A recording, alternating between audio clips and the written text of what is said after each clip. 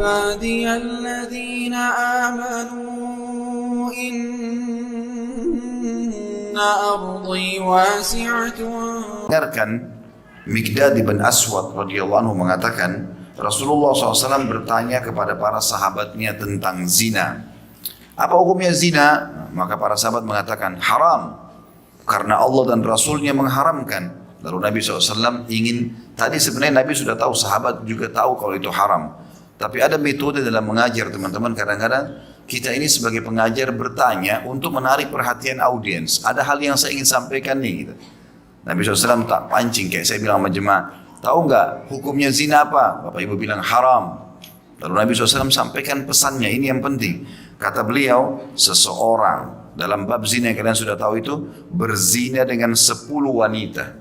Lebih ringan dosanya baginya dibandingkan dia berzina dengan istri tetangganya.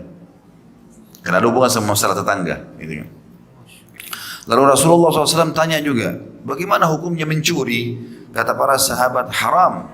Allah dan Rasulnya telah mengharamkan. Maka Nabi SAW bersabda, sesungguhnya mencuri dari 10 rumah lebih ringan dosanya daripada mencuri dari rumah tetangganya. Ya, hadits ini memberikan pelajaran kepada kita tentang kedudukan tetangga.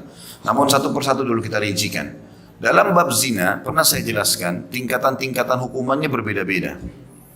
Tingkatan zina yang paling berat sekali, berzinanya seseorang dengan mahram.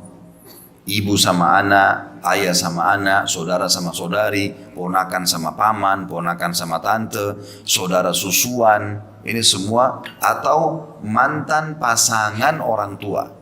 Ya. Jadi walaupun umur kita misalnya 30 tahun sebagai anak, ayah kita 50 tahun, lalu dia nikah sama gadis 25 tahun, istri ayah tetap ibu kita. Dan nggak boleh lagi sama sekali kita nikah walaupun ayah kita ceraikan. Tidak ada namanya menikahi mantan pasangan ayah, karena itu jadi mahram kita abadi. Sampai pernah Nabi SAW mengutus seorang sahabat untuk membatalkan pernikahan seorang anak yang menikahi mantan istri ayahnya. Bahkan hartanya diambil, ya, diambil sebagai jizyah, upeti, ya, karena dianggap itu pelanggaran besar.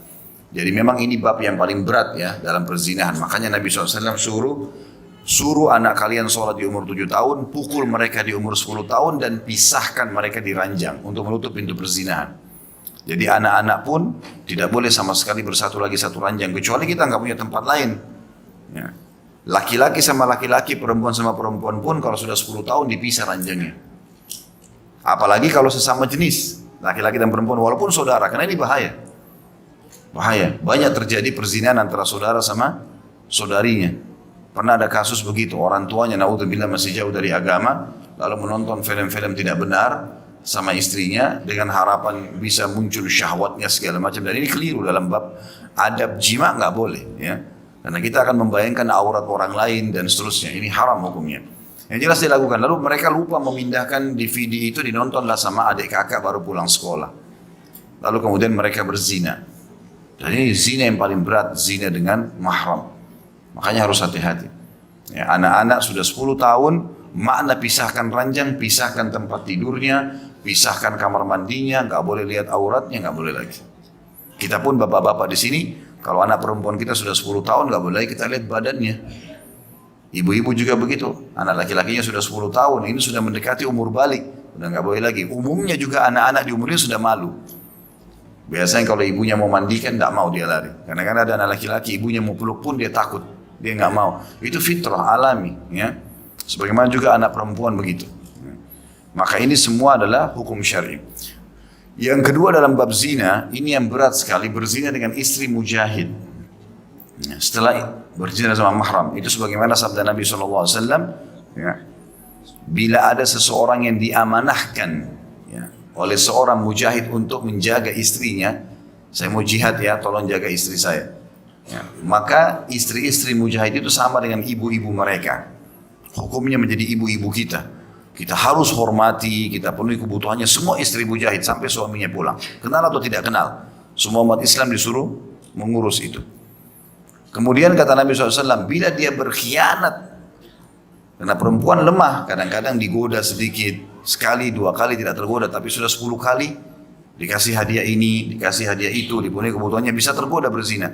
Kalau sampai dia mengkhianat, dia zina sama istri mujahid tersebut, maka si mujahid itu akan didatangkan pada hari kiamat, lalu disuruh oleh Allah ambil pahalanya orang yang mengganggu istrinya. Kata Nabi SAW, apakah kalian mengira ada pahalanya yang disisahkan? Tidak mungkin. Pasti dia akan ambil semua.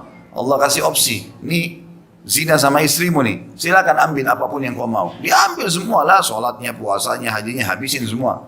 Ya, karena ini berat sekali. Orang lagi pergi jihad, ngapain diganggu istrinya? Gitu ya.